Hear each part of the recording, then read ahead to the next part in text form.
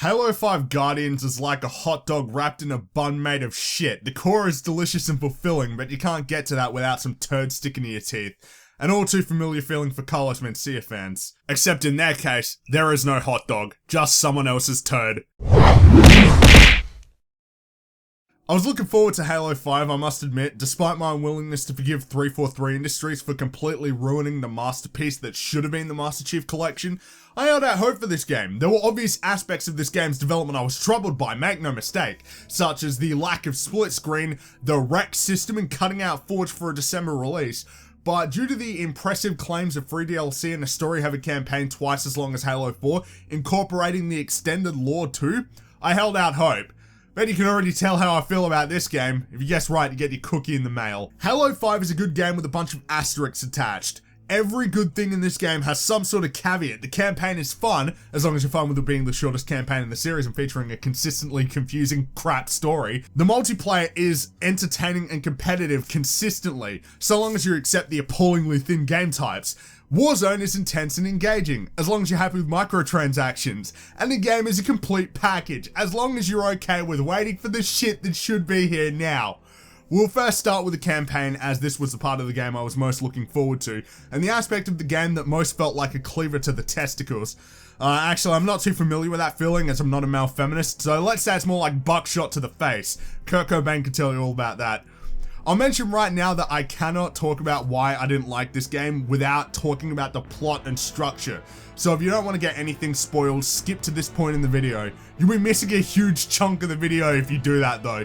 I recommend you don't, not a whole lot to spoil really. You'd actually enjoy the story more if you knew all this stuff coming in. And unlike certain people, you wouldn't hoodwink yourself into thinking that the afterbirth that comprises this game's plot is good. The campaign is probably the worst in the series. Actually, no, it definitely is. I cannot think of one worse. Don't confuse this with me saying the campaign isn't fun. It most assuredly is. And the reason why the campaign has problems are not necessarily due to the fault of the game's design, though it is decidedly more linear than previous games. Rather, it's the fault of the confusing, incoherent, poorly paced, downright illogical sequel-baiting story. Don't get me wrong, there were some good aspects and sequences in this game, but the structure is so bad. You compare the pacing, writing, and overall plot of this game to any of the original Halo games, particularly a title like Halo CE, which to this day, I still believe has the best core story in the series, and it's like comparing the penis size of Chuck Norris to your local politician. The first problem with the story is the complete lack of focus on Chief. This is not a story about Chief when it absolutely should be, considering the ending of Halo 4. The events of Halo 4 forced a radical change in a character that, up until that point, was as solid as a rock. The story should have delved into his character and his psychological state, but instead, we spend 3/4 of the game with Locke and Osiris largely doing irrelevant things. The entire Covenant Civil War subplot was unnecessary. It was great to see the Arbiter again, but you can't help but feel like that subplot was forced in purely so Arbiter could reappear. I'm fine with Locke's story getting told, but not like this. Pacing is a constant problem with the campaign, and really in stark contrast with the previous Halo games, and I'm including Halo 4 in that as well. Unlike basically every other shooter developed in the last decade, Halo has always had a logical sense of pace and felt like a continuous adventure instead of a disjointed assortment of set pieces. Halo 2, in spite of jumping between Chief and Arbiter, still maintained a continuous story. You didn't get confused with the chronology because their paths didn't cross until the third act of the game. Halo 5's constant jumps between locations and perspectives is jarring and confusing. It always feels like you're going from one location to the other with very little context, as though the writers sat down and came up with a list of places to visit and then decided how to connect it. You'll just go to another planet just like that and be left thinking, more information please, more information. I kid you not, the explanation for visiting Meridian was simply a character saying, "Go to Meridian, Chief." I'm not kidding. A 5th grade English student can come up with a better reason than that. And if you like being kept in the dark, you'll love Halo 5, because if you know what's going on, you're a fucking liar. So many times, I just didn't understand what was going on or why characters were acting in certain ways. There's just not enough context or explanation as to what is happening. And I don't want to have everything explained, but the basics would be nice. In defense of the game, I will combat the criticism that this game requires you to be familiar with Halo lore to some massive extent. I'm pretty up to date on Halo. I visit the Halo wiki, I've read Halo Escalation and some of the books, But outside of being aware that there's a Covenant civil war, which you should know from playing the games anyway, and that the outer colonies got glassed, you don't really need to know that much. But I can't talk about why the story was bad without addressing the elephant in the room. In the back of my mind, despite the ending of Halo 4, I felt like Cortana would return, and long and behold, Cortana is back, and it's stupid. This completely ruins the impact of Halo 4's ending, because it's meaningless now. The funny thing about death is that once you're dead, and that's the impact of death. It's born out of the finality to it. Death is the great equalizer, and it carries impact universally because every single individual on this planet knows and understands what death is. That's kind of negated if you can just bring people back. You know, there's a reason why comic book fans roll their eyes at character deaths, because you know they're going to bring them back at this stage. Same thing happened here. You know, Johnson's death is more impactful because he's not coming back. But Cortana, she's not dead. And now she's the villain, which completely tarnishes all the memories of her from the original games. You can't look at Cortana the same way now. It's not smart or artistic, it's shit. Oh, and no, don't try and tell me she's not the villain. Don't give me that, oh, but listen to all that blatant philosophical rambling about humans being violent from the monitor of the SHIELD world. Last time I checked, humans don't have guns in their heads and swords for arms. The Prometheans she's leading are designed to kill things. She is the bad guy. She's trying to create an Orwellian nightmare, and an illogical one at that. In fact, Cortana's goal, as alluded to in this game, suffers from the same problem as the Reaper plan in Mass Effect 3.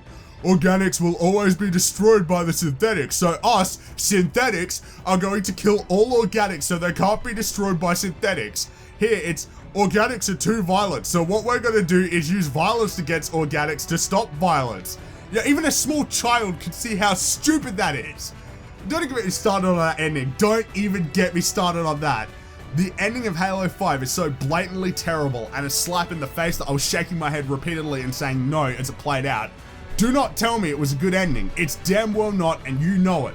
It's so unsatisfying, and it felt like a slap in the face, so much so that I was still thinking about how much I hated it, and really the third act, after I'd already completed it. Halo 2's notorious cliffhanger ending doesn't even compare to this. You've got Guardians wreaking havoc, the Infinity on the run, the Chief and Locke going back to San Helios with no badass reunion between Chief and Arbiter, you know, the two actual protagonists of the series. And then in the legendary ending, we see another Halo ring, meaning Cortana's probably gonna fire it, which again, makes her the bad guy. Genocide is not heroic. There is absolutely no finality to this ending. At least Halo 2 wrapped some of the plot elements up instead of making new ones during the ending. What I mean by this is that the ending suggests that the Flood will return in Halo 6, as we know that Flood are contained on Halo installations. You know, I can get behind this, as the Flood are a far more interesting and formidable enemy than the Prometheans. But again, this just undoes the tied ends from the original trilogy. Once you finish this game, despite bouncing all over the galaxy, you will get the impression that nothing really happened.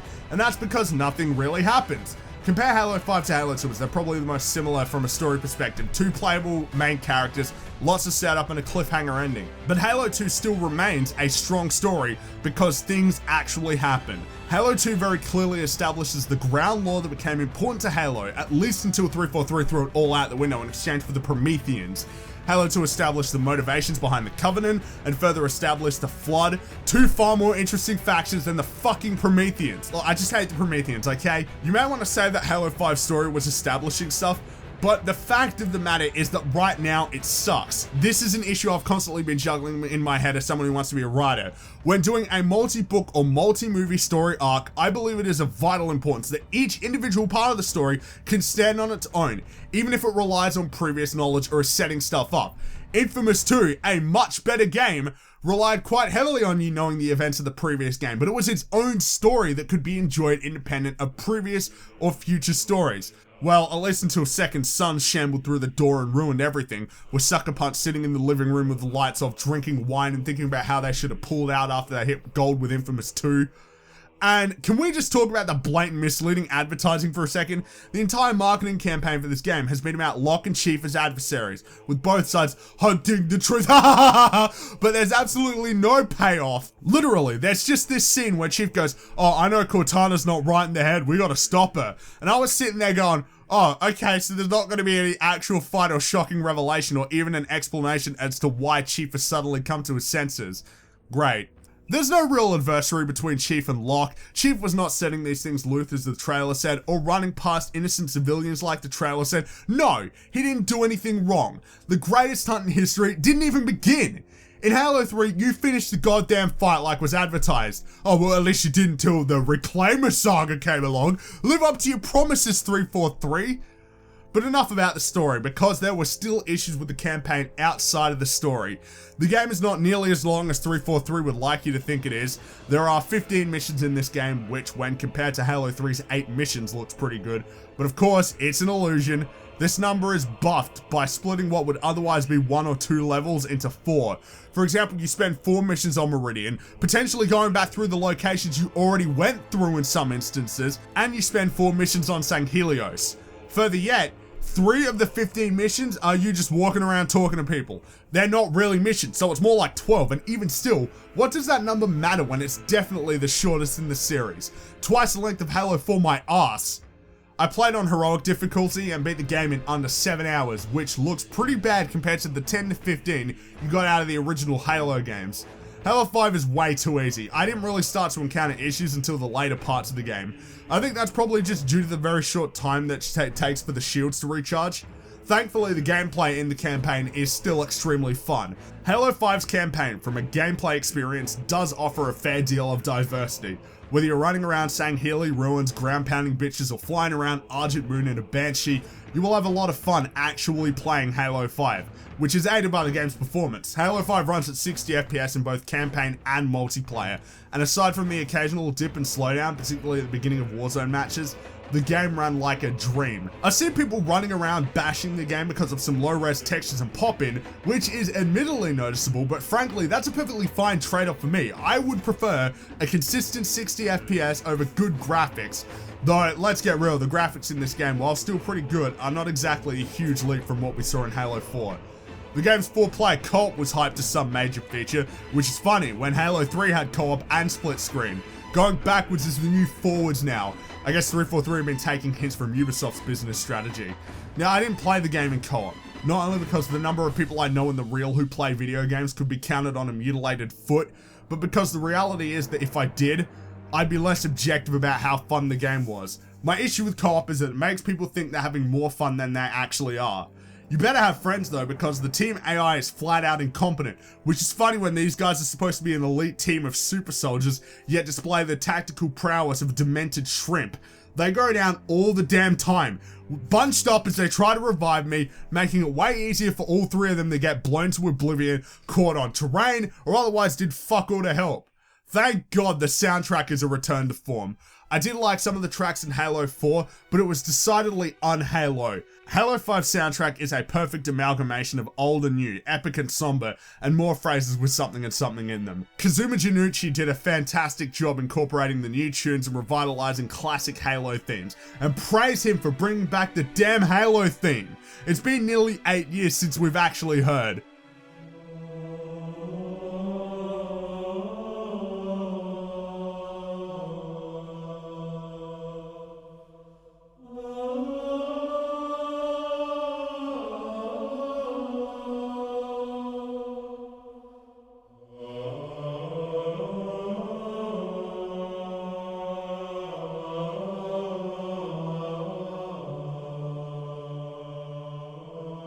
And I freaking love it. Particular standout tracks which are available to download in 343 SoundCloud include Osiris Suite Act 3, The Trials, Warrior World, and my personal favourite, Halo Canticles, which may well be one of my favourite tunes in the series. I don't think it tops High Charity, Sweet Black Tower, or One Final Effort. I don't think it can, because Marty O'Donnell is just like a godly composer, but it's a damn good soundtrack. Just listen to it.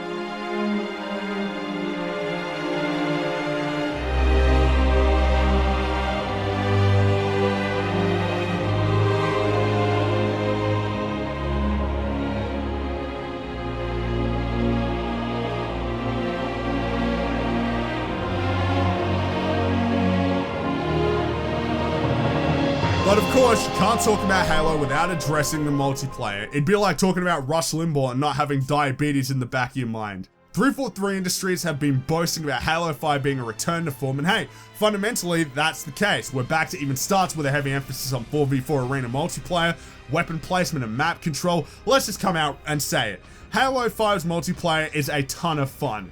The arena aspect of the multiplayer is definitely my favorite component of the multiplayer. I appreciate the push 343 are making to ensure this game is competitive, what with maps designed specifically to accommodate for 4v4 arena combat, combined with even starts and power weapons scattered throughout the maps. You know, the map design is pretty stellar. I can't think of a single map in this game that I don't like.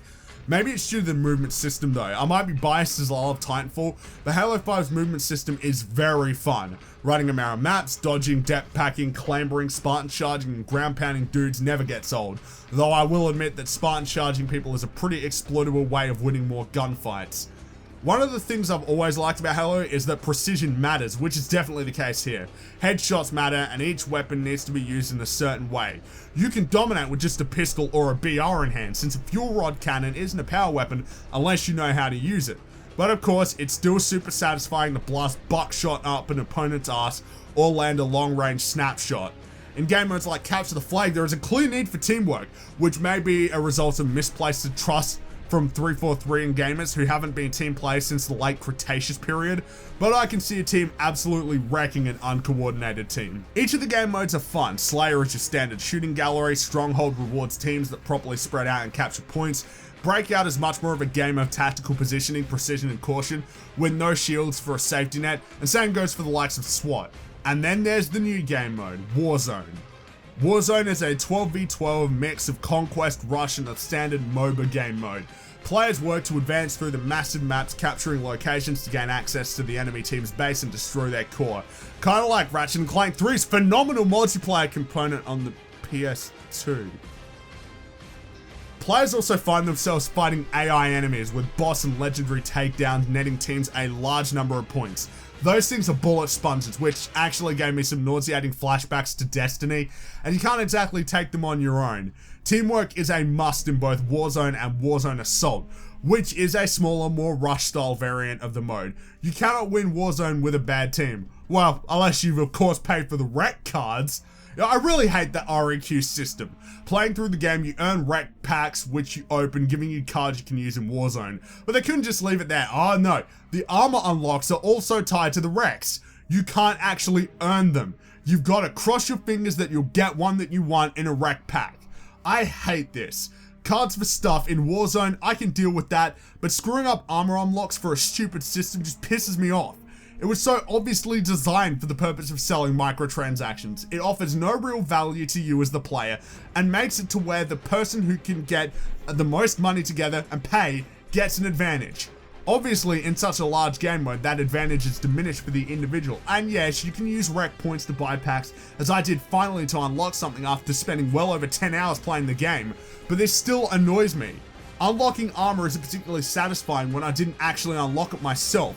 It's not a statement of skill, it just shows that I got lucky. But that is the extent of the complaints I have for the multiplayer, right? Right? Yeah, you know where I'm going with this. The big elephant in the room that absolutely nobody wants to address is the severely lacking content. In terms of multiplayer component, Halo 5 is lacking compared to even Combat Evolved, let alone games like Halo 3 and Reach. These are the multiplayer game modes at launch. Seriously, brace yourself for this. We got Team Slayer, of course, Free-for-all, which is just regular Slayer, Capture the Flag, Strongholds, which is just 3 plots territories, Breakout, which is just to search and destroy SWAT, and SWAT's already in the game, Warzone, and Warzone Assault. That's it. No BTB, no King of the Hill, no Infection, fucking Infection. No Bomb Assault, no Oddball, none of it. Trust me, you will get bored of playing nothing but minor variants of the same thing over and over. I definitely did. Another problem with the content is the maps. The game is being advertised to have 20 maps, but that is really misleading. Why? I'll tell you why. That list is buffed with remakes of old maps, remixes of the same fucking maps, and Forge maps buffing the number. We've got 5 Breakout arenas, which all take place on the same plane from a visual standpoint, 3 Forge canvases, which aren't even in the game yet, and maps like Truth and Regret, which are almost identical in map design, buff the number. It's disingenuous. And keep in mind, this game doesn't have Firefight or Forge either. Those two in particular are downright unforgivable omissions.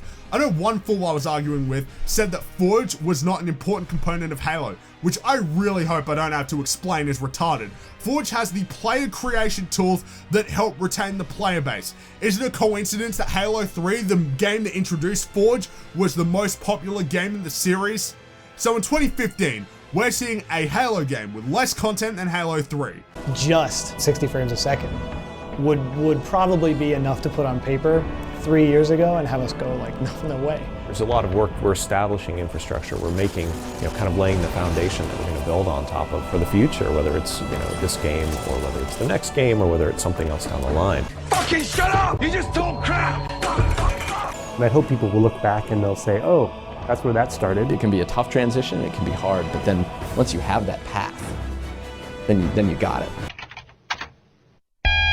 Calling 801, please. VJ, you have a call on 802. VJ, 802, please. The players' abilities, the tools that they've picked up along the way, and then the situation that they're thrusted into. Halo's kind of got that in spades. I think we'll have done a good job if people are shocked at the end of the game and Motherfucker! Motherfucker! Call 911! Call 911! Call 911! I am worried about how well this game is going to be able to retain its player base with so few gameplay options. I got tired of playing nothing but Slayer on the MCC, and I can see the same thing happening here. Because of how the maps are divided among the playlist too, if you don't like a specific game mode, you basically lose a substantial number of the maps. If you don't like Breakout, that's 5 maps gone. Don't like Warzone, 3 maps gone. Even in Arena, if you don't like Strongholds, that's Empire and Eden gone. You see what I mean? I know that people will proffer the argument of the game is going to receive those modes later or there's free DLC coming, but you need to ask yourself whether or not that's going to be good enough. When it comes to a game that is targeting a mass audience, one that are not as invested in gaming as you or I, you need to realize that they aren't going to wait around. Black Ops 3 is already out. Destiny is still massively popular. If Halo 5 can't offer them what they want, they're going to be out the door faster than a guy to catch a predator. What are you doing? To me, the removal of so many core features just baffles me. I can imagine that 343 board meeting. Okay guys, so even though IGN would like to convince themselves that Halo 4 was the best game in the series, we know lots of long-time fans were not happy with Halo 4, especially the multiplayer. So we really need to blow their minds away with Halo 5. Any ideas? I've got a good idea. If we want to keep gamers playing for months, what we should do is focus almost exclusively on Slayer and 4v4, a multiplayer mode with bots and nothing else. So you're saying we shouldn't put in BTB, Oddball, Bomb Assault, and just focus on Slayer and minor variants of Slayer? Man, this guy right here. But we probably couldn't do multiplayer with bots and have Forge at the same time. I was thinking we could just cut Forge out and put it in later. Sure, it's a diverse, popular creation tool that offers endless possibilities and cannot possibly be disliked, but let's do Warzone instead. They'll definitely like that. Brilliant! So is Halo 5 a good game? Without a doubt. Do not misunderstand me based on how critical I've been in this game. At its core, Halo 5 is a really fine-tuned, fast-paced, rewarding shooter, and on top of that, runs fantastically, generally looks good, and has a great soundtrack. Make no mistake, this game is fun. Probably one of the most fun games I've played all year. But the real question we have to ask ourselves relates to the future of the series. More specifically, how much longevity Halo 5 has and how failing to achieve that longevity may damage the series irreparably. And in that regard, I am legitimately concerned. The fact of the matter is that right now, when it actually matters, Halo 5 is lacking content big time. There aren't nearly enough game modes, outright missing features like Forge, a deceptively lacking map selection where the number is buffed by Forge canvases that don't even exist yet, Forge maps, breakout arenas, and remixes of pre-existing maps.